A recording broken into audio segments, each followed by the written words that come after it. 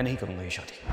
بس تھا مجھے پتہ ہی نہیں چلا کہ کب وہ میرے لیے عام سے یہ تھا نا امی. کس قسم کی باتیں کر رہے ہو؟ شادی ہے تمہاری کچھ دنوں میں. اتنی خاص ہو گئی.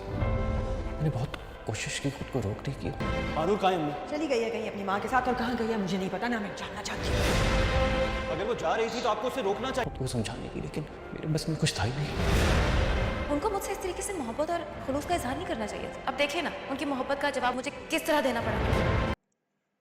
آخرکار زین کو احساس ہو ہی جائے گا کہ وہ مانور سے کس قدر محبت کرتا ہے.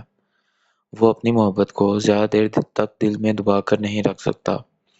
مہوش جس قسم کی ضدی اور خود غرض لڑکی ہے، زین اس سے کبھی شادی نہیں کر سکتا.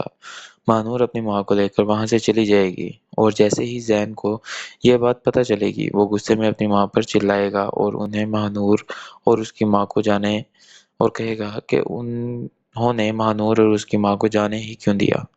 مگر اس کی ماں اسے یاد دلائے گی کہ اس کی شادی تو مہوش کے ساتھ طے ہو چکی ہے، لیکن مہوش جیسی لڑکی جو کسی کی بھی نہیں ہو سکتی، وہ زین کی محبت اور جذبات کی بھی قدر نہیں کرے گی. جب زین کی ماں اس کے لیے پیار سے برائڈل ڈریس اور تحفے لے کر آئے گی تو مہوش انہیں آگ لگا دے گی اور صاف کہہ دے گی کہ اسے اس طرح کی محبت بالکل قبول نہیں. یہیں پر زین بھی پہلی بار اپنی ماں کے سامنے کھل کر کہہ دے گا کہ وہ صرف مانور سے شادی کرنا چاہتا ہے، مہوش سے نہیں. چاہے کچھ بھی ہو جائے وہ یہ شادی کبھی نہیں کرے گا. اس کی ماں بار بار اسے مجبور کرنے کی کوشش کرے گی، لیکن زین کا جواب ہر بار ایک ہی ہوگا.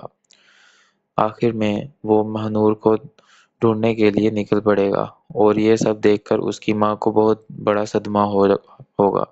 مگر دھیرے دھیرے انہیں بھی احساس ہو جائے گا کہ مہوش کبھی ان کے گھر کے لیے اچھی بہو ثابت نہیں ہوتی، جبکہ مانور جیسی لڑکی بہت کم ملتی ہیں. لیکن یہ بات انہیں وقت ہی سمجھائے گا.